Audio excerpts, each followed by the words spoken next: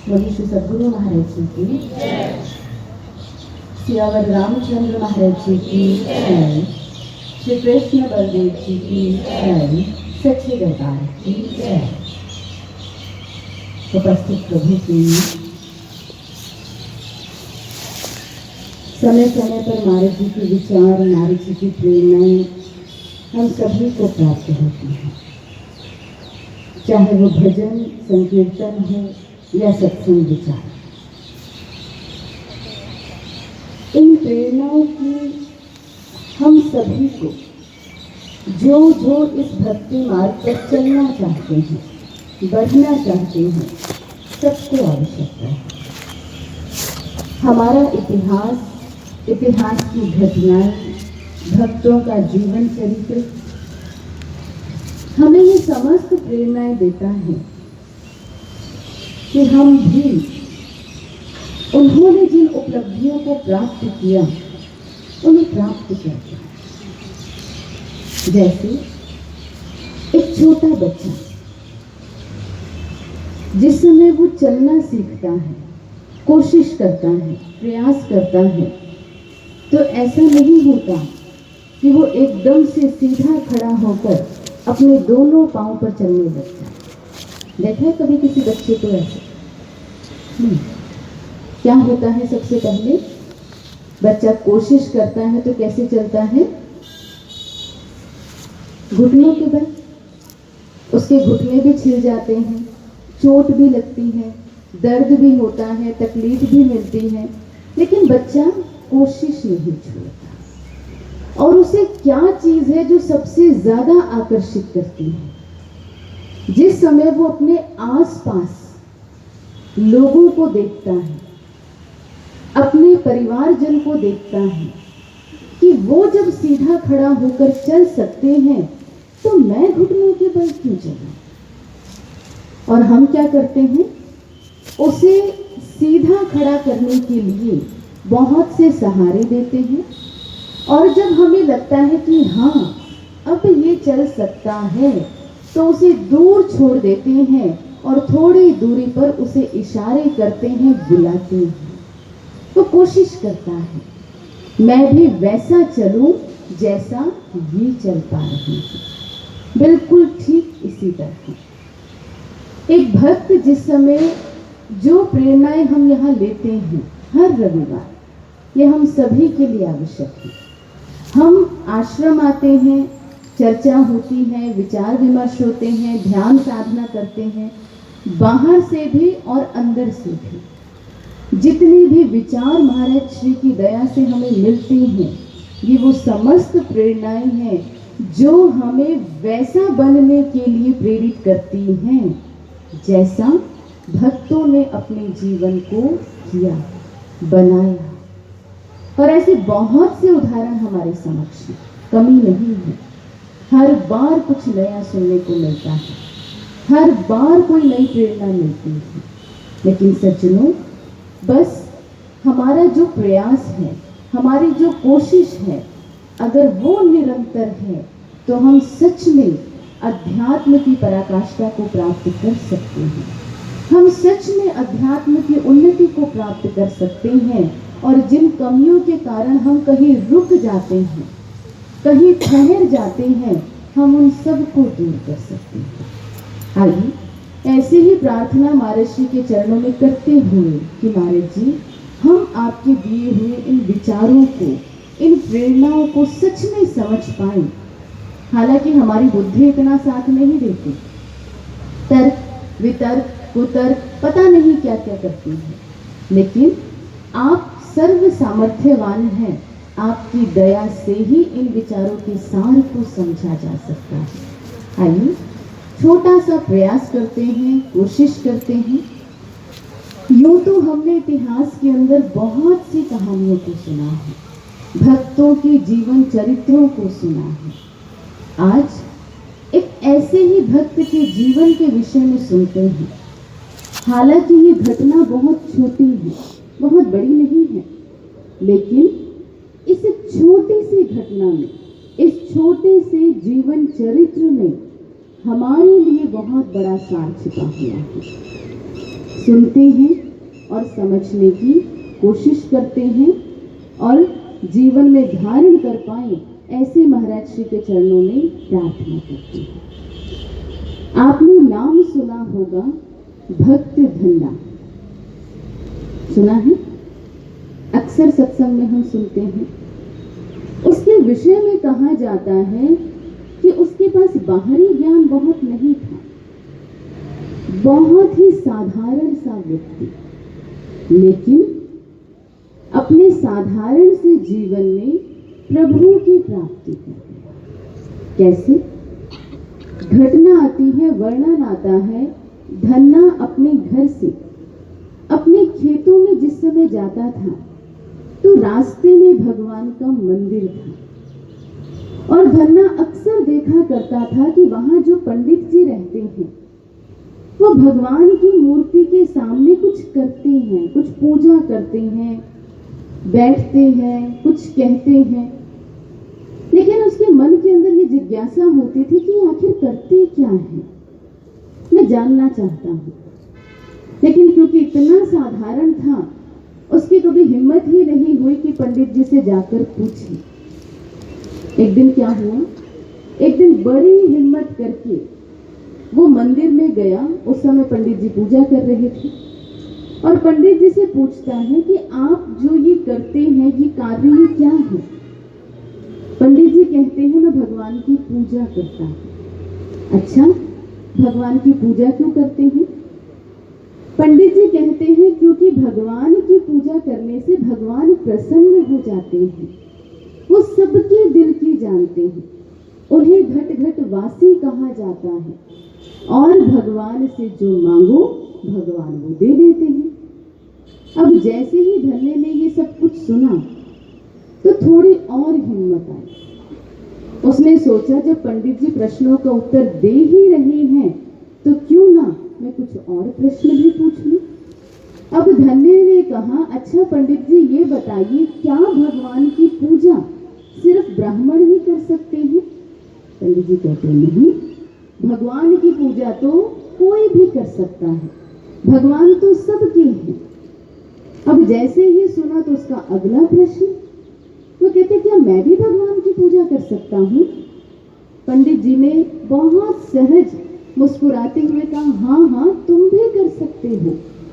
अच्छा, मैं सच में भगवान की पूजा कर पाऊंगा क्या? मुझे वो तरीका, वो विधि। अभी बोल ही रहा था, पंडित जी कहते हैं, अरे अरे धन्य, तू भगवान की पूजा करेगा तो कैसे करेगा? तुझे ना तो प्रार्थना करनी आती है, ना तुझे कोई विधि पता, ना तुझे कोई तरीका पता। कर तो सकता है लेकिन करेगा कैसे? तुझे तो प्रार्थना ही करनी नहीं आती। जैसे ही धन्ना ये सुनता है, धन्ना कहता है, पंडित जी अभी तो आपने कहा कि भगवान सबके दिल की जानते हैं, तो क्या भगवान को कुछ कहने के लिए शब्दों की आवश्यकता है? जैसे ही कहा तो पंडित जी एक पल के लिए मौन हो जाते हैं। इस प्रश्न का उनके पास कोई उत्तर नहीं है और देखा जाए तो सत्य ही तो है। आज धन्य ने बातों ही बातों में कितनी बड़ी बात कही है, उसे बोलकर बताने की आवश्यकता नहीं है, वो तो सबके अंतर में बैठा हुआ है और सब जानता है। बहुत सुंदर कहा, बिन बोले सब किछ जानदा, किस आगे कीजे अरदास। करे भी तो क्या प्रार्थना करे, वो सब कुछ जानने वाला है। जितनी कोशिश करते हैं शब्द छोटे पड़ जाते हैं। जरूरी नहीं कि बोलकर ही बताया जाए, वो मन के सारे भावों को जानते हैं, सब पहचानते हैं। एक बार क्या हुआ, एक बार एक कक्षा के अंदर अध्यापिका सभी बच्चों को ये समझा रही थी कि भगवान से प्रार्थना करनी चाहिए। हमें अपनी दिनचर्या के अंदर सबसे पहला कार्य यही करना चाहिए कि हम भगवान से प्रार्थना करें। बहुत अच्छे से उन्होंने समझाया। अब कक्षा खत्म होती है, बच्चे सभी अपने अपने घर आ जाते हैं। तो उस कक्षा में छोटी सी बच्ची थी। जब वो घर पहुंचती है तो उसकी माँ ने पूछा, आज क्या बताया? तो बच्ची ने सारी बात बताई और कहा कि माँ, आज हमारे टीचर ने बताया कि भगवान से प्रार्थना करनी चाहिए। तो माँ ने पूछा, अच्छा फिर तुम क्या प्रार्थना करोगी?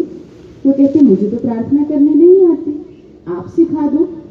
तो माँ ने उस बच्ची को प्रार्थना करनी सिखाई। अब क्या हुआ, अब अगली सुबह जब होती है तो वो बच्ची हाथ जोड़कर भगवान की तस्वीर के समक्ष, मूर्ति के समक्ष कुछ कहती है। और क्या करती है, एक ही सांस में ए से लेकर जेड तक सारे अल्फाबेट्स बोल देती है। उसकी माँ पीछे खड़ी है, सब देख रही थी। उस बच्ची ने दोनों हाथों को जोड़ा, भगवान को प्रणाम किया और चलने लगी। माँ ने जैसे ये देखा, माँ कहती है, अरे तुमने प्रार्थना तो की ही नहीं जो तुम्हें कल सिखाई थी। तो वो बच्ची कहती है, माँ वो तो मैं भूल गई। फिर तुमने क्या कहा? तो कहते, प्रार्थना तो भूल गई, तो मैंने ए से लेकर जेड तक सारे अल्फाबेट्स भगवान को बोल दिए। अब भगवान को जो जो पसंद आएंगे वो अपने आप ले लेंगे। कितनी सुंदर बात है। कोई ऐसी बात नहीं, इतने सहज तरीके से जो ईश्वर को पसंद है वो ले लेंगे। हमारे मन के अंदर वो पवित्रता जो प्रभु देखना चाहते हैं, जो वो देखना चाहते हैं, हमें सिर्फ उसके लिए प्रयास करना है और कुछ नहीं। प्रार्थना कोई बहुत बड़े बड़े शब्द नहीं होते। प्रार्थना अपने भाव अगर उसके चरणों में रखने हैं तो कोई बहुत श्लोक, शास्त्र, ग्रंथ, इन किसी चीज की आवश्यकता नहीं। हमारे हृदय के सच्चे भाव। बहुत सुंदर बात आती है। नूर महल आश्रम की घटना है। एक माता जी जो महाराज श्री के दर्शन करने आई और जैसे ही सत्संग हॉल में पहुंची, महाराज जी का स्वरूप समक्ष है, दोनों हाथ जोड़ती हैं और कुछ बोलने लगती हैं। क्या बोलती हैं? दोनों हाथ जुड़े हैं, आंखें बंद हैं और बोलती जा रही हैं, तू पापी मैं बख्शनहार, तू पापी मैं बख्शनहार। पास खड़े एक सेवादार ने सुना, उसने कहा, माता जी क्या बोल रही हो? माता जी कहते हैं, क्यों, क्या हुआ? कहते, पापी तो हम हैं, हमारे सारे पापों को तो वो बख्शते हैं और तुम तो उल्टा बोल रही हो। अच्छा, गलती हो गई। तो बताया, नहीं माता जी ये बोला, मैं पापी तू बख्शनहार। वो फिर हाथ जोड़ती है, आंखें बंद करती है और बोलने लगती है। एक दो बार मुश्किल से ठीक बोला होगा, उसके बाद फिर वही, तू पापी मैं बख्शनहार, तू पापी मैं बख्शनहार।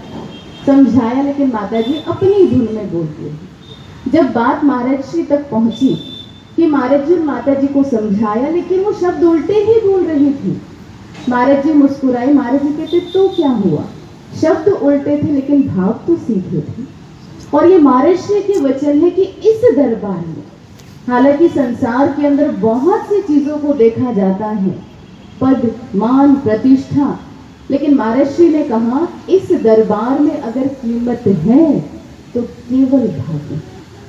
अगर हमारे पास वो भाव है जिससे हम अपने प्रभु को रिझा दें, फिर संसार का ज्ञान है या नहीं ये कोई मायने नहीं रखता।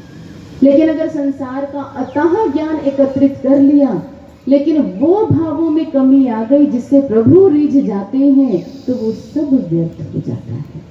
हम भी ऐसी प्रार्थनाओं के साथ इस भक्ति मार्ग पर बढ़ें कि जैसे भाव आपको चाहिए प्रभु आप वो जरूर दें, क्योंकि प्रार्थना में बहुत शक्ति होती है। आज धन्य ने सहज ही पंडित जी को चुप करा दिया। उसके बाद क्या हुआ, जब पंडित जी को कुछ उत्तर नहीं सूझा, वो सिर्फ मुस्कुरा कर रह गए, तो धन्य ने कहा, अच्छा पंडित जी काम कीजिए, आप एक काम करो, आप मुझे ये आपके जो भगवान जी हैं, ये जो आपके ठाकुर जी हैं, आप ये मुझे दे दो, मैं अपने आप सब कुछ कर लूंगा। अब जैसे ही धन्य ने कहा तो पंडित जी के लिए एक और समस्या खड़ी हो गई।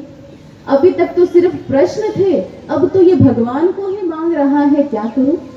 फटाफट अपनी बुद्धि को चलाने लगे, कोई तरकीब कोई उपाय निकले, धन्य से पीछा छूटे, लेकिन धन्ना तो अड़ गया, आज तो ठाकुर लेकर ही जाऊंगा। अब पंडित जी सोचने लगे क्या करूं क्या करूं। तो पंडित जी ने कहा, ठीक है ठाकुर तो तुम्हें दे दूंगा, लेकिन ये सौदा इतना सस्ता नहीं होगा, भगवान की बात है तो बहुत महंगा सौदा होगा, कर पाओगे? धन्य को आज पता नहीं क्या सूझी, कहता हाँ हाँ आप बस बताओ करना क्या है। पंडित जी ने कहा अगर तुझे ठाकुर चाहिए तो कल इसी समय दूध देने वाली गाय लेकर यहाँ पहुंच जाना, तुम गाय दे देना, मैं बदले में ठाकुर दे दूंगा। धन्य ने कहा बस इतनी सी बात, ठीक है कल मैं इसी समय पहुंच जाऊंगा, मैं गाय लेकर समय से आ जाऊंगा, आप ठाकुर दे देना। पंडित जी ने कहा हाँ हाँ दे दूंगा। अब धन्ना अपने घर चला गया और पंडित जी अपने रास्ते चल दिए।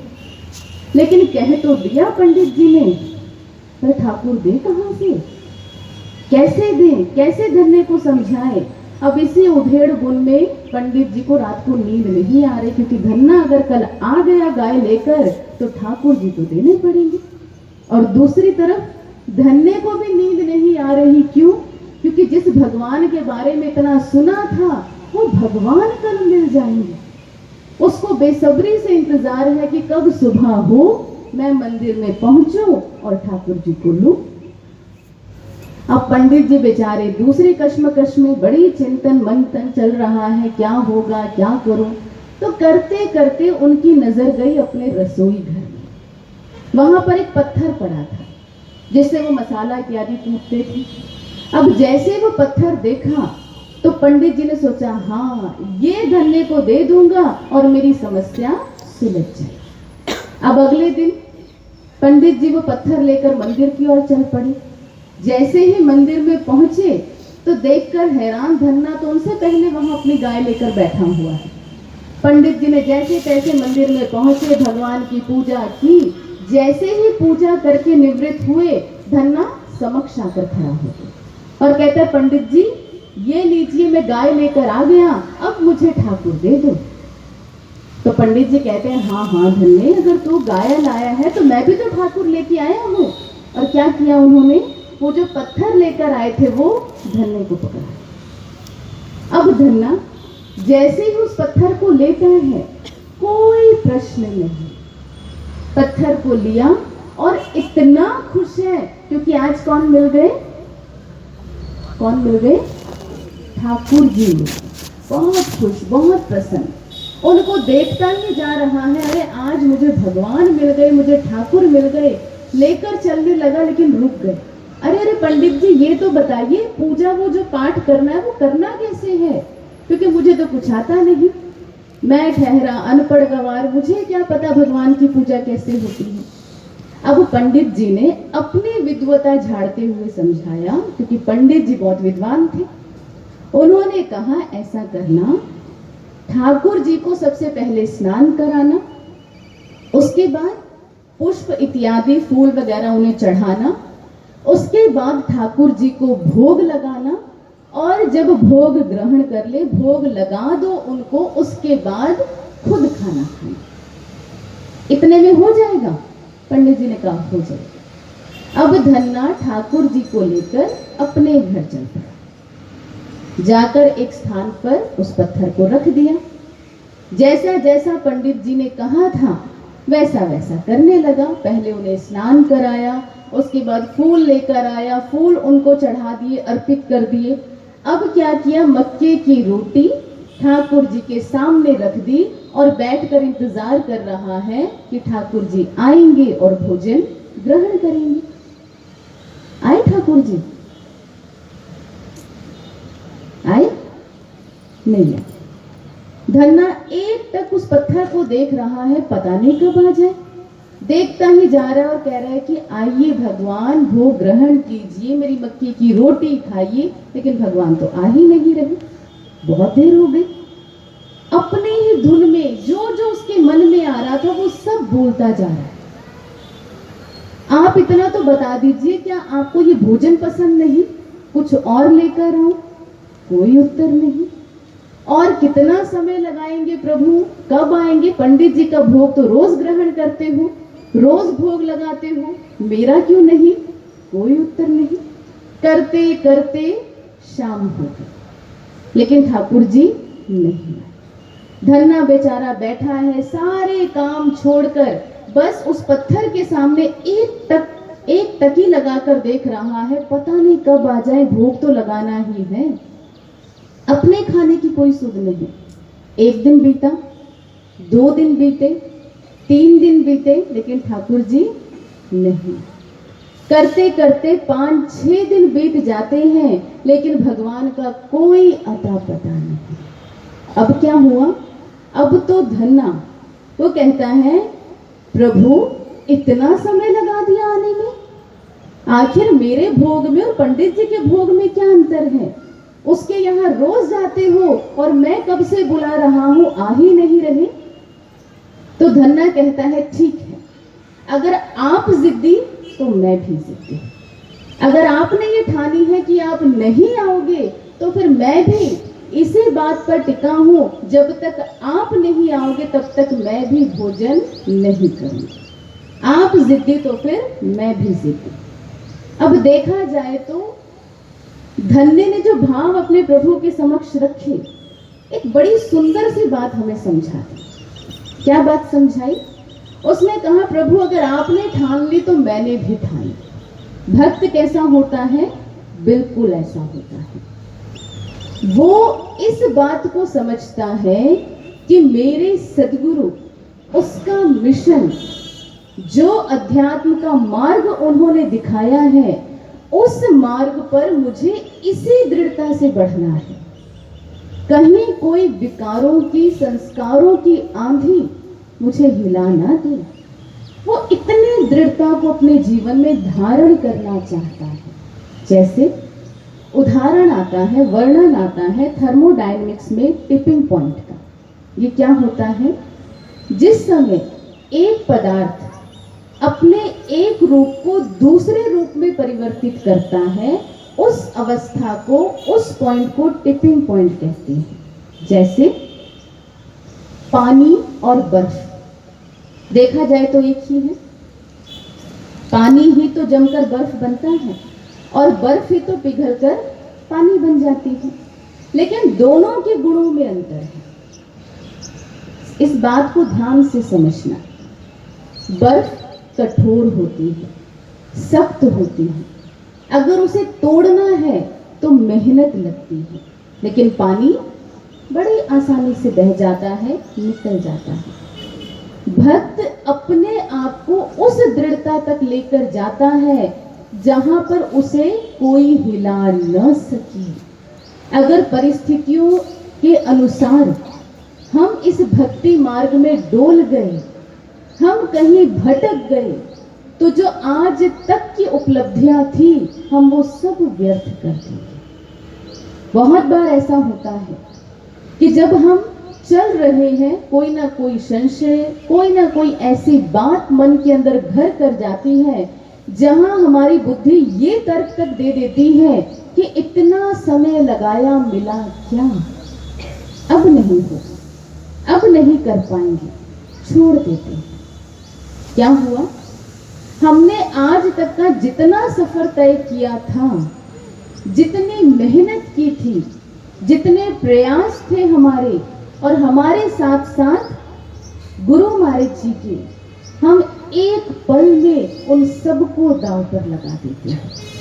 हमें नहीं पता आगे का जीवन क्या है, आगे का समय क्या है, लेकिन अगर हमने इस बात को सुना है, समझा है कि हमारे आज पर हमारा कल निर्भर करता है, अगर हमारा वर्तमान अच्छा है तो हमारा भविष्य अपने आप अच्छा हो जाए।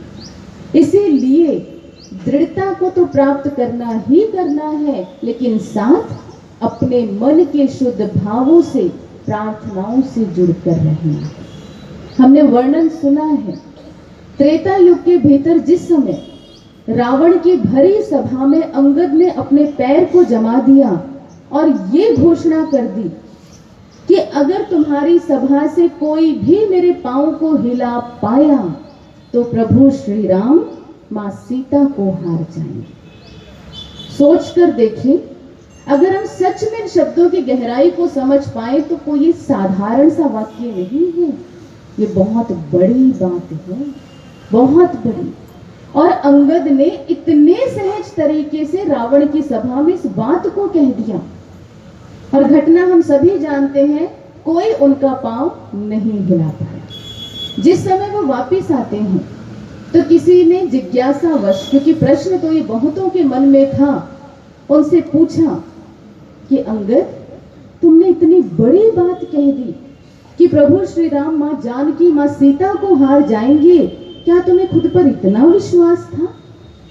अंगद कहता है, नहीं, मुझे खुद पर विश्वास नहीं था, लेकिन जिनके कार्य के लिए मैं गया था मुझे उन पर विश्वास था। अतः विश्वास, ऐसा विश्वास कि वो कभी भी अपने भक्त को टूटने नहीं देंगे। उस सभा में मेरे बल का पराक्रम थोड़ी था, वहां तो मेरे प्रभु की दया थी, मेरे प्रभु की कृपा थी कि जो मैंने कहा वो सत्य हो पाया। हम जीवन के अंदर इस बात को हमेशा ध्यान रखें कि जब जब हम सत्य के मार्ग पर पूरी निष्ठा के साथ बढ़ते हैं और जिस कार्य को करने का संकल्प ले लेते हैं, ऐसा नहीं हो सकता कि वो कार्य पूर्ण ना हो, लेकिन उसके लिए शर्त सिर्फ इतनी है, हमारी शुद्ध भावना हो और ईमानदारी का प्रयास हो। अगर ये हमारे साथ है तो हम कहीं मात नहीं खाएंगे। अब धन्य ने इतना सुंदर रहस्य हमें समझाया और डटा हुआ है कि नहीं प्रभु, आपको आना पड़ेगा और अगर आप नहीं आते तो मैं भी नहीं उठूंगा। बहुत लंबा इंतजार, हालत बिगड़ने लगी धन्य की। क्या हुआ? प्रभु ने अपने विधान को बदला और धन्य के समक्ष प्रकट हो गए। अब जैसे ही धन्य के समक्ष प्रकट हुए तो धन्ना भगवान को देखता है और देखकर कोई बहुत ज्यादा उत्साहित नहीं है, कोई बहुत हाव भाव नहीं है, कोई बहुत एक्साइटमेंट नहीं है। हमारे सामने भगवान प्रकट हो जाए तो क्या होगा? कहीं तो भावों से आंसू बह रहे होंगे, कहीं कहीं हो सकता है बुद्धि मन ये भी शैतानी कर जाए, कोई दिखावा भी प्रकट हो जाए। लेकिन धन्य के साथ ऐसा कुछ नहीं। बड़े साधारण सहज भाव में जैसे ही भगवान को देखा, अच्छा प्रभु आ गए, बताओ कब से इंतजार कर रहा हूं आपका। ऐसी भी क्या नाराजगी थी? और अगर नाराजगी थी तो ऐसे ही बता देते, खुद भी भूखे रहे, मुझे भी भूखा रखा इतने समय तक। और प्रभु अगर नाराज होना ही था तो भोजन पे क्यों नाराज हो गए, वो तो कर लेते। धन्ना बोलता जा रहा है, बोलता जा रहा है और भगवान उसको देख रहे हैं और मंद मंद मुस्कुरा रहे हैं। अब जैसे ही धन्ना ये सारी बातें बोल रहा है तो भगवान कहते हैं, अरे अरे धन्नी, बातें ही करता रहेगा या भोजन भी कराएगा? तो धन्य को याद आया, अरे प्रभु को खाना भी तो खिलाना था।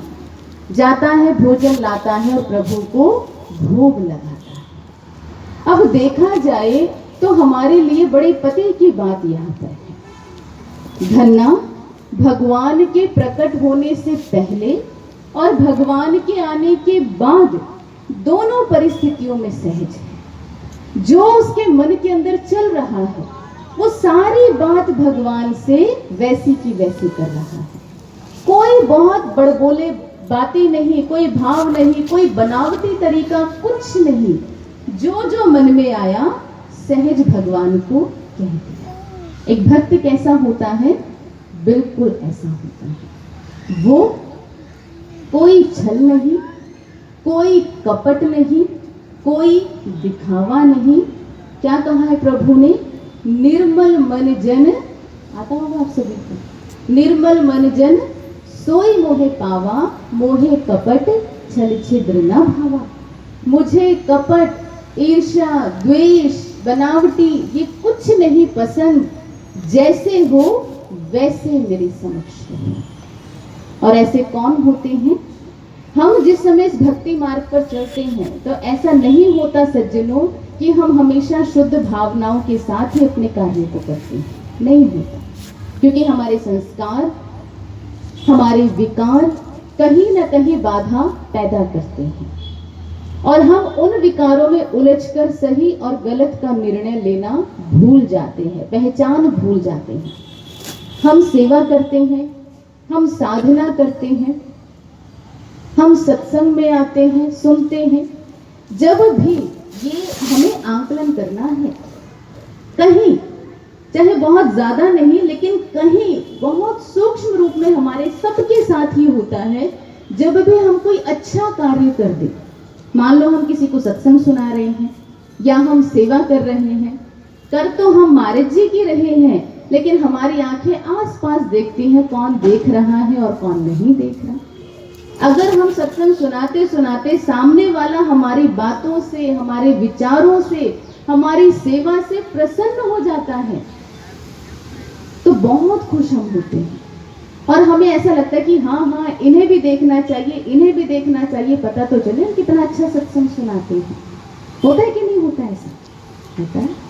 हम सेवा करते हैं तो भी हमारी नजर आसपास होती है, कोई देख भी रहा है कि नहीं देख रहा है या अकेले ही लगे हुए हैं। देखेंगे तभी तो पता चलेगा अरे कितनी सेवा भी करते हैं। कहीं ना कहीं ये भाव आ जाते हैं और जब ऐसे भाव आ जाएं तो महाराज श्री के उन वचनों को हमेशा याद रखना है जो महाराज श्री ने अक्सर समझाए हैं। एक भक्त को बच्चे के समान हो जाना चाहिए। क्यों कहा ऐसा? क्योंकि बच्चा हमें भक्ति मार्ग पर बढ़ने के लिए बहुत सुंदर सूत्र देता है। अगर हम उसे अपने जीवन में लागू कर पाए तो सच में हम भक्ति को समझ पाएंगे, इस मार्ग को समझ पाएंगे। याद होंगी आपको वो पंक्तियां, बच्चे मन के सच्चे, सारे जग की आंख के तारे, ये वो नन्हे फूल हैं जो भगवान को लगते हैं। किसको प्यारे लगते हैं? ये ईश्वर को, परमात्मा को। क्यों लगते हैं? क्योंकि वो मन के सच्चे हैं। एक पल में कैसे और दूसरे पल में कैसे, कब रूठे कब मन जाए, फिर हम जोली बन जाए, झगड़ा जिसके साथ करे, अगले ही पल फिर बात करे। इनको किसी से बैर नहीं, इनके लिए कोई गैर नहीं, इनका भोलापन मिलता है सबको बाह पसार। कितना सुंदर रहस्य है। हालांकि जब इन पंक्तियों को हमने पहले कभी भी सुना होगा तो बिना ज्ञान के, चाहे संसार की छोटी से छोटी बात है वो समझ नहीं आ सकती। ये ज्ञान हमें हर चीज का भेद बताता है। एक पल के अंदर खेलते खेलते झगड़ा हो गया, सब अलग अलग हो गए, लेकिन कितनी देर, 5-10 मिनट के बाद फिर वही सब इकट्ठे होकर वहां खेलते नजर आएंगे, क्योंकि उनके मन के अंदर कोई ईर्ष्या नहीं है, कोई द्वेष नहीं है। वो सरल हैं, भोले हैं, कोई छल कपट नहीं है। और भक्त को भी अपने जीवन के अंदर इन गुणों को धारण करना चाहिए। स्वामी योगानंद परमहंस जी, एक बार क्या होता है, क्रिसमस का दिन नजदीक आने वाला था, आश्रम में बहुत सी तैयारियां चल रही थी और बहुत से उपहार आश्रम में आए हुए थे, तरह तरह के खिलौने आए हुए थे। तो योगानंद जी क्या करते हैं, जहां पर वो सारा सामान था वहां बैठते हैं और बैठकर एक एक खिलौना उठाते हैं और उससे खेलने लग जाते हैं। कभी झुनझुना उठाते हैं, उसे बजाते हैं, कभी गुड्डे गुड्डी को उठाते हैं, उसके साथ खेलने लग जाते हैं, कभी लट्टू को उठाते हैं, उसे घुमाते हैं और छोड़ देते हैं। जो शिष्य वहां कार्य कर रहे थे, सेवा कर रहे थे, वो वहीं रुक जाते हैं, क्योंकि आज से पहले उन्होंने अपने गुरु को ऐसा करते हुए नहीं देखा था। वो बड़ी हैरानी से देख रहे हैं कि ये गुरुदेव कर क्या रहे हैं। तो उन्हीं शिष्यों में एक शिष्य था जिसके चेहरे पर कभी मुस्कान भी नहीं आती थी, हमेशा बोझिल बोझिल, उदास, ऐसे ही सेवा किया करता था। वो भी जिस समय योगानंद जी को देखता है तो वहीं रुक जाता है, ये गुरुदेव कर क्या रहे हैं। अब जैसे ही योगानंद जी ने अपने उस शिष्य को देखा तो उसे देखकर पूछते हैं, अच्छा बताओ तो ये सब कैसे लग रहे हैं। वो शिष्य हल्की से मुस्कान के साथ कहता है, बहुत अच्छे लग रहे हैं। तो गुरुदेव कहते हैं, तुम जिम्मेदारियों का इतना बोझ लेकर क्यों बोझिल हुए फिरते हो? बच्चे क्यों नहीं बन जाते? तुम नन्हे मुन्ने बच्चे की तरह सहज ही रहो, तुम्हारा जीवन आसान हो। इसीलिए तो मैंने तुम्हारी जिम्मेदारियों का बोझ अपने कंधों पर लिया हुआ है। परेशान क्यों होना है? एक बच्चे के समान हो जाओ, निश्चिंत।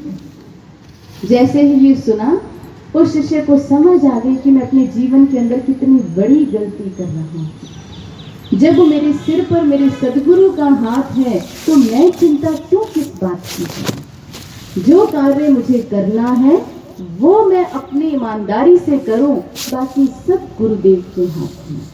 और वो शिष्य उसके बाद गुरुदेव के इन रहस्यों को, इन विचारों को, इन वचनों के भेद को समझ जाता है और बहुत ही हल्का अपने आप को महसूस करता है। अब किसी भी कार्य को करता तो बिना किसी चिंता के करता। ईश्वर के साम्राज्य में अगर प्रवेश करना है तो बच्चे के समान बन जाओ, ऐसा हमारे महापुरुष कहते हैं। हम भी बाहर से तो देखो बच्चा बनना मुश्किल है, बन सकते। हम कहें बच्चे बन जाओ, आप कहोगे बहन जी अब 60, 70, 50, 40 इस उम्र में बच्चा कैसे बन सकते हैं? बहुत मुश्किल है। शरीर से बनना मुश्किल है, लेकिन मन से थोड़ा मुश्किल है, लेकिन बना जा सकता है। कार्य वही करना है, हम नहीं कर सकते, लेकिन उनकी कृपा, उनकी दया सब करा सकते हैं। अब क्या हुआ? अब जिस समय धन्य ने अपने सारे भोले भाव भगवान के सामने रख दिए और हमें ये समझा दिया कि ऐसे ही बनकर रहना, क्योंकि तभी आपके प्रभु आपसे प्रसन्न होंगे। और हम सभी जो यहाँ आते हैं वो इसीलिए तो आते हैं, हमें हमारी गुरु की प्रसन्नता मिल जाए। अब धन्य ने भगवान को भोग अर्पित किया, प्रभु ने भोग को ग्रहण किया और उसके भोले भावों से बहुत प्रसन्न है, बहुत खुश है। अब भगवान कहते हैं, अच्छा धन्य, मैं बहुत खुश हूं तुमसे, कुछ मांगो, मैं कुछ देना चाहता हूं। अब जैसे ही ये सुना तो धन्ना दोनों हाथ जोड़ देता है और कहते हैं, अच्छा प्रभु आप देते भी हो? भगवान ने कहा, हाँ हाँ तू मांग तो सही। अच्छा जो मांगूंगा आप दे दोगे? भगवान कहते हैं, हाँ मैं सब कर सकता हूँ, सब दे सकता हूँ, तुम मांग कर तो देखो। क्या मांगा धन्य ने? धन्य ने कोई बहुत बड़ी बड़ी चीजें नहीं मांगी। उसने फिर अपने भोले भाव भगवान के सामने रख दिए और उसने क्या कहा कि प्रभु देखो मेरे पास काम बहुत है, खेतों में इतना काम, घर में इतना काम, होता नहीं अकेले। तो प्रभु अगर आप देना चाहते हो तो बस इतना सा कर दो, मुझे कोई ऐसा व्यक्ति दे दो जो मेरे सारे काम कर दे, लेकिन पैसे ना मांगे। अब जैसे ही भगवान ने ये सुना तो भगवान मुस्कुरा दिए। भगवान कहते हैं, अच्छा लेकिन धन्य एक समस्या है। क्या प्रभु? व्यक्ति तो ऐसा पूरे संसार में कहीं भी खोजने पर नहीं मिलने वाला जो काम तो करे लेकिन बदले में पैसे ना ले, होगा कहीं ऐसा? कुछ तो चाहिए बदले में। तो प्रभु फिर आपने तो कहा है दोगे, तो भगवान कहते हैं फिर एक ही उपाय है, वो व्यक्ति अगर दुनिया में कोई हो सकता है तो मैं ही हूं। मैं सारे काम करूंगा लेकिन बदले में पैसे नहीं लूंगा। अब जैसे ही धन्य ने ये सुना, प्रभु आप सारे काम कर दोगे? भगवान कहते हैं हाँ। और बदले में कुछ नहीं लोगे, पैसे नहीं मांगोगे? भगवान कहते नहीं।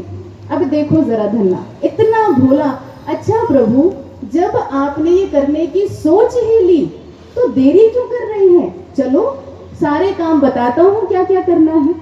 भगवान भी खुशी खुशी अपने भोले से भक्त के साथ चल पड़े। अब जिस समय चलते हैं तो धन्ना एक एक करके सारे काम बताता है। प्रभु देखो खेतों में ऐसे हल चलाना है, ये करना है, घर पे ये काम, सारा कुछ बताते हैं। अब भगवान लग गए अपने काम पे और धन्ना आराम से निश्चिंत होकर, क्योंकि भगवान सारे काम कर रहे हैं, हम कोई काम भगवान से नहीं कराएंगे, लेकिन धन्य के इतने भोले भाव सारे काम करते हैं। अब धीरे धीरे धीरे बहुत उन्नति होने लगी। खेतों में बहुत अच्छी फसल पैदा होने लगी, बहुत सुंदर घर बन गया, पशु, किसी चीज की कोई कमी नहीं। समय बीतता गया और एक दिन क्या हुआ, एक दिन वो पंडित जी जिन्होंने धन्य को ठाकुर जी दिए थे, धन्य के घर की तरफ से निकले और धन्य की जैसे ही नजर पंडित जी पर पड़ी, धन्ना दौड़ता है, भागता है और जाकर पंडित जी के पैरों को पकड़ लेता है। पंडित जी ने जैसे ही धन्य को देखा तो पंडित जी थोड़ा सा सकुचाते हैं, अरे अरे अब ये कोई ना कोई बात प्रश्न, और मैंने तो इसको वो पत्थर दिया था, बहुत सी बातें पंडित जी के मन में चलने लगी। लेकिन धन्ना पंडित जी को इतना धन्यवाद करता है, वो कहता है पंडित जी आपकी कृपा से देखो मेरा जीवन कितना अच्छा हो गया। पंडित जी कहते हैं कैसे, समझ नहीं आई बात। अरे पंडित जी आपने वो जो ठाकुर जी दिए थे ना, पंडित जी कहते हैं अच्छा वो पत्थर। धन्ना कहते हैं आप पत्थर क्यों कह रहे हैं, वो तो ठाकुर जी हैं, भगवान है। हाँ हाँ क्या हुआ, तो कहते हैं आपने जो मुझ पर वो कृपा की थी उसका परिणाम है आज मेरे पास कितना कुछ है। और धन्ना बोलता जा रहा है। पंडित जी ने सुना, पंडित जी कहते हैं कैसी बातें कर रहे हो धन्य, अगर इतनी कृपा मेरे पास होती तो मैं अपने ऊपर नहीं कर लेता, ऐसे कैसे हो गया। तो धन्य ने सारी बात बताई कि मैंने भोग दिया, प्रभु ने लिया नहीं, इतने दिन बाद आए, फिर उन्होंने भोजन ग्रहण किया, अब वो मेरे खेतों में काम करते हैं, सारी बात बताई। सोचिए पंडित जी की स्थिति क्या होगी। पंडित जी की बुद्धि काम ही नहीं कर रही कि ये हो क्या रहा है, बड़ी हैरानी से उसे देख रहे हैं। तो कहते धन्य भगवान तुम्हारे खेतों में काम कर रहे हैं, हाँ ये कैसे हो सकता है, आपको यकीन नहीं आता, आप जाकर देख लो, अभी भी खेतों में हल चला रहे होंगे। अब जैसे ही पंडित जी ने ये सुना, पंडित जी एक पल नहीं रुकते और सीधा खेतों में पहुंचते हैं। अब खेतों में दिखा क्या, खेत भी वही है, हल भी वही है, हल चल जरूर रहा है, दिख रहा है, लेकिन चला कौन रहा है पंडित जी को ये नहीं दिख रहा। पंडित जी ने बहुत कोशिश की, कोई तो दिखे, बहुत देर रुके, लेकिन कोई नहीं दिखता। वापिस आते हैं, आकर कहते हैं धन्य तू तो कह रहा था वहां भगवान है, वहां तो कोई भी नहीं है। अच्छा जरूर कोलू पर होंगे, कोलू चला रहे होंगे, वहां जाकर देखो। पंडित जी पहुंच गए वहां। अब कोलू भी चल तो रहा है, लेकिन चला कौन रहा है ये दिखाई नहीं दिया। पंडित जी वापिस धन्य के पास पहुंचे तो कहते धन्य मुझे भगवान के दर्शन नहीं हुए, तुझे कैसे हो गए, मेरा भोग तो आज तक ग्रहण नहीं किया, तेरा कैसे कर लिया। धन्य को बड़ी हैरानी होती है। तो कहते पंडित जी कैसी बातें आप कर रहे हो, आपने कभी भगवान का दर्शन नहीं किया, आपने ही तो वो ठाकुर जी मुझे दिए हैं, आप कह रहे हो आपका भोग कभी भगवान ने ग्रहण नहीं किया, आपने ही तो कहा था भगवान को भोग लगाकर भोजन करना। बड़ी हैरानी की बात है, मुझे तो यही पता था आप भोग देते हैं, भगवान लेते हैं, दर्शन देते हैं। पंडित जी कहते हैं नहीं, मुझे कभी भगवान के दर्शन नहीं हुए। और पंडित जी धन्य के पांव में झुक जाते हैं। धन्य कहते पंडित जी आप क्या कर रहे हैं, आप सम्मान के योग्य हैं। पंडित जी कहते हैं नहीं, तुझे भगवान के दर्शन हुए, तुम इसके अधिकारी हो। धन्य मुझे ये बताओ कि मुझे कैसे भगवान के दर्शन हुए। धन्य कहता है अच्छा एक काम करते हैं, अभी तो भगवान खेतों पे काम कर रहे हैं, जब शाम को वो घर लौट कर आएंगे तो मैं उनसे कहूंगा वो तुम्हें भी दर्शन दें। पंडित जी को दिलासा देते हैं, पंडित जी चले जाते हैं। अब धन्ना इंतजार करता है भगवान का। शाम होती है, भगवान आ जाते हैं, लेकिन जैसे ही भगवान आते हैं तो क्या होता है, धन्ना कहता है प्रभु आपने पंडित जी को कभी दर्शन नहीं दिए, वो भी तो आपको पुकारता है, आप उसको दर्शन दे दो। भगवान जैसे ही ये सुनते हैं वो कहते हैं धन्य वो तेरे भाव थे जो मैं तेरे सामने प्रकट हो गया, पंडित जी के ऐसे भाव नहीं है। पंडित जी की तो बुद्धि ही इतनी तीव्र है, वो तो न जाने कौन कौन सा गणित लगाते हैं। जो व्यक्ति अपनी बुद्धि के आधार पर, उस बुद्धि में छिपे अहंकार के आधार पर मुझे पाना चाहेगा, मुझे कभी प्राप्त नहीं कर सकता। अगर मुझे पाना है तो तेरे जैसा प्रेम चाहिए, तेरे जैसे भोले भाव चाहिए। धन्ना कहता है कि नहीं नहीं प्रभु, आप दे दीजिए, एक बार तो दर्शन दे दीजिए। वो बहुत कहकर गया है। और क्या कहता है धन्ना, अच्छा ठीक है, जैसे मैंने खाना पीना छोड़ दिया था, अगर पंडित जी भी छोड़ देंगे तो दर्शन दे दोगे। सोचिए कितनी शुद्ध भावनाएं हैं। भगवान कहते हैं धन्य वो सिर्फ तू ही कर सकता है, पंडित जी मेरे लिए खाना पीना नहीं छोड़ सकते, इसलिए उसको कभी मेरे दर्शन नहीं होंगे। सोचिए, एक तरफ भगवान है, एक तरफ भक्त है, और कितना सुंदर रहस्य हमारे सामने है। ये बुद्धि जो हर चीज में किंतु परंतु अगर मगर पता नहीं क्या क्या लगाती है, रुकावट अगर कहीं पैदा होती है तो यही होती है। और महाराज जी से जब एक भक्त ने पूछा कि महाराज जी अक्सर सत्संग में सुना है तो इतना समझ आया कि ये बुद्धि भ्रमित करती है, तो आप ही बताइए क्या भक्ति मार्ग में बुद्धि का कोई महत्व नहीं? महाराज जी कहते हैं नहीं, भक्ति मार्ग में बुद्धि का नहीं सुबुद्धि का महत्व होता है। हमारी बुद्धि तर्क करती है, हमें संशयों में घेर लेती है, परिणाम चिंताजनक होता है। लेकिन ज्ञान मिलने के बाद बुद्धि सुबुद्धि का सफर तय करती है। सुबुद्धि अर्थात विवेक। जब हमें ये समझ आना शुरू होता है कि क्या सही है और क्या गलत है, जब हम निरंतर साधना प्रार्थना से जुड़कर इस भक्ति मार्ग पर बढ़ते हैं, तो हमारी बुद्धि स्वयं कार्य नहीं करती, फिर वो सत्ता हमारी बुद्धि को प्रेरणाएं देती है हमें क्या करना है और क्या नहीं करना। ऐसा नहीं कि ज्ञान से पहले ही हम भ्रमित हो जाते हैं और ज्ञान के बाद सब आसान हो जाएगा, नहीं। ज्ञान के बाद तो संघर्ष बढ़ता है, ज्ञान के बाद तो जन्मों जन्मों के जितने संस्कार रुके हुए हैं, पता नहीं कितने जन्मों तक हमने काटने हैं, वो सारे के सारे इसी जन्म में सदगुरु को खत्म करने हैं। इसीलिए तो वो हमें बार बार समझाते हैं, करते रहो, चलते रहो, रुकना नहीं। आपने सुनी होगी वो एक घटना कि एक बार 4 विद्वान विद्या अर्जित करके आ रहे थे और रास्ते में देखते हैं कुछ हड्डियां पड़ी हुई हैं। तो एक ने अपनी विद्या को दिखाते हुए प्रदर्शन करते हुए कहता है मेरे पास ऐसा ज्ञान है, मैं इन हड्डियों को जोड़कर एक कंकाल बना सकता हूँ। बना दिया। दूसरा कहता है मेरे पास ऐसी विद्या है, मैं इस पर मांस की परत चढ़ा सकता हूँ। चढ़ा दी। तीसरा कहता है मैं इसमें रक्त का संचार कर सकता हूँ। कर दिया। चौथा कहता है मैं इसमें प्राण फूंक सकता हूँ। उसने प्राण फूंक दिए और क्या हुआ? वो शेर की हड्डियां थी, शेर जागृत हो गया, जीवित हो गया और उन चारों को मारकर खत्म, समाप्त। हम अपनी बुद्धि को, ये घटना है बहुत छोटी, लेकिन बुद्धि यही काम करती है, वो सारे तर्क दे देगी और ये सिद्ध कर देगी कि ये सही है और ये गलत है।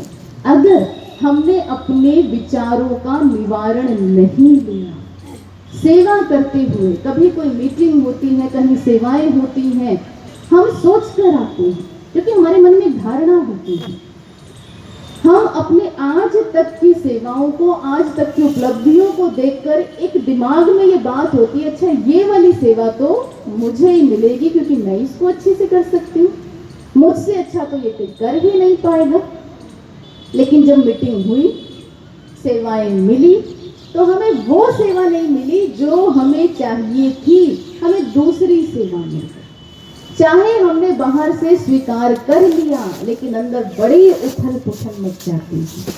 उस समय ऐसा लगता है सब कुछ छिन गया, ऐसा लगता है हमारी की हुई सेवा की कोई कदर ही नहीं रही, मुझसे अच्छा वो कैसे कर सकता है, बड़ा तूफान मच जाता है। हम ये भूल जाते हैं कि सेवा महाराज जी देते हैं। हम ये भूल जाते हैं कि जो सेवा हमारे लिए उसने निर्धारित की है, हमारा कल्याण तो उसी में है। अपनी मन बुद्धि को क्यों लगाना है? फिर भी लग जाता है। तो उस समय क्या करना है? सारे भावों को प्रार्थनाओं में जोड़कर महाराज श्री के समक्ष अर्पित कर दो। मन शांत तब भी नहीं हुआ तो आश्रम जाकर हम डिस्कस करें, हम अपने मन की बात बहनों को कहें कि नहीं, हमारे मन में ये बात चल रही है और कहीं से मन की शांति नहीं मिल रही। साधना का आधार दें। अगर हम रुक जाते हैं, ठहर जाते हैं, तो शैतान अपना काम करता है और ये मन तरह तरह के विचार देता है। इस भक्ति मार्ग पर चलना आसान नहीं है, लेकिन सरल भी बहुत है अगर हम इन नियमों के अंदर चलते हैं। तो भगवान ने ये कह दिया कि बुद्धि से नहीं, शुद्ध भावों से मुझे प्राप्त करो तो मैं मिलता हूं। लेकिन एक बात और है, भोले भाव भक्ति मार्ग पे चाहिए, लेकिन भोले भावों का मतलब बाहर की चतुराई या मूर्खता से नहीं है। अब संसार के अंदर अगर हमें कोई बहुत सीधा व्यक्ति मिल जाए, स्वभाव से जो बहुत सीधा है, तो हम उसे क्या कहते हैं? हम कहते हैं कितना भोंदू है, ऐसे कहते हैं ना। हालांकि उसकी भावनाएं शुद्ध हैं, वो भोला है स्वभाव से, वो सहज है, कोई कपट नहीं है, लेकिन हम उस भोले भाव को क्या कह देते हैं? उस सहजता को क्या कहते हैं? ये भोंदू। अध्यात्म के मार्ग पर इस बात का हम सभी ने ध्यान रखना है। हमारे भाव तो भोले हों, लेकिन भक्त चतुर भी होता है। चतुराई संसार की नहीं, चतुरता ये कि मेरे सद्गुरु का कार्य या मेरे भक्ति मार्ग का जो चयन है, जो मुझे पल प्रतिपल लेना है, वो कैसे लेना है। वो अपनी विवेक बुद्धि का प्रयोग करता है, हर तरीके से आकलन करता है। जो मैं कर रहा हूं इससे मेरा कितना हित है, आने वाले समय में कितना अच्छा होगा और मेरे आसपास के लोगों पर कितना फर्क पड़ेगा। उन्नति होगी या अवनति होगी, लाभ होगा या हानि होगी, हर पक्ष हर पहलू को देखकर वो अपने जीवन में किसी भी चुनाव को करता है, किसी भी निर्णय को लेता है।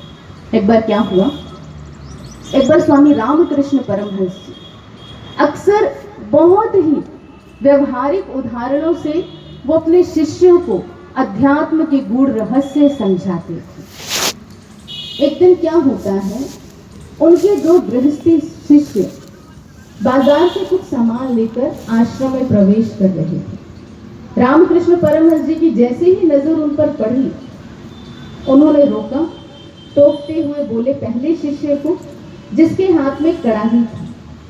तो कहते हैं उस कड़ाही को लेते हैं, उलट पलट के देखते हैं तो क्या दिखता है, वो कड़ाही नीचे से एक जगह से ठुकी हुई। अब जैसे रामकृष्ण परमहंस जी ने ये देखा, वो डांटते हुए कहते हैं, ये तुम कैसा सौदा करके आए हो, कैसा मोल भाव करके आए हो। भक्ति पथ की साधना ये नहीं सिखाती कि कोई तुम्हें कहीं भी ठग ले।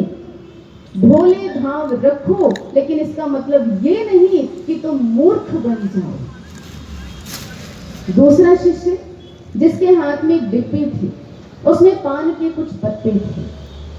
रामकृष्ण परमहंस जी पूछते हैं, एक पैसे में 10 पान के पत्ते मिलते हैं, तुम 6 क्यों लेकर आए हो, बाकी के 4 कहाँ हैं? उस शिष्य के पास कोई उत्तर नहीं था। रामकृष्ण परमहंस जी फिर समझाते हैं, वो कहते हैं, अगर तुम अपने सांसारिक जीवन में, व्यवहारिक जीवन में ऐसे लोगों से ठगे जाओगे तो भक्ति मार्ग में अपना बचाव इन विषय विकारों से कैसे करोगे? भक्त कहीं भी मूर्खता का परिचय नहीं देता, वो अपनी शुद्ध भावनाओं के साथ अपने विवेक का परिचय देता है और इस भक्ति मार्ग के अंदर उपलब्धियों को प्राप्त करता है। हमें भी यही करना है, कोई तर्क नहीं। इसका मतलब ये नहीं कि हम प्रश्न ना करें, इसका मतलब ये नहीं कि हमारी आंखों के सामने अगर कुछ गलत भी हो रहा है तो हम चुप रहे, नहीं। कई बार ऐसा भी होता है, हम कहते नहीं नहीं, हमने सत्संग में सुना है किसी की निंदा नहीं करते, किसी की चुगली नहीं करते, कुछ गलत भी हो रहा है हम देखकर चुप रहते हैं और आश्रम में उसकी सूचना नहीं देते। हमारी भावना किसी के लिए कुछ करने की क्या होती है ये मायने रखता है। हमने देखा और देखकर अगर हमारी भावना ये है कि जो ये हुआ ये सही नहीं, इसमें इनका भी नुकसान है और बाकी चीजें तो गलत है ही, अगर शुद्ध भावना के साथ ये संदेश हम आश्रम में देते हैं तो वो उनके लिए कल्याणकारी है। गलत क्या है, एक चीज देखी उसकी 4 बातें बनाकर आश्रम में बता दी, वो गलत है। अब ये निर्णय पे हमारी सुबुद्धि करेगी, इसलिए साधना का आधार जरूरी है। बहुत सुंदर हमारे महापुरुष कहते हैं, इस संसार के अंदर सफल जन्म तिसका जग भीतर, साध संग नाउ जापे, सगल मनोरथ तिसके पूर्ण, जिस दया करे प्रभु आपे। संसार में सफल जीवन किसका है? जो संतों के संग को धारण करता है और इस भक्ति मार्ग में उस नाम सुमिरन का अभ्यास करता है, उसी के सारे मनोरथ पूरे होते हैं। जो प्रभु की कृपा को प्राप्त कर पाता है, गुरु की प्रसन्नता को प्राप्त कर पाता है, और इसीलिए तो सज्जनों हम इस दरबार में आते हैं।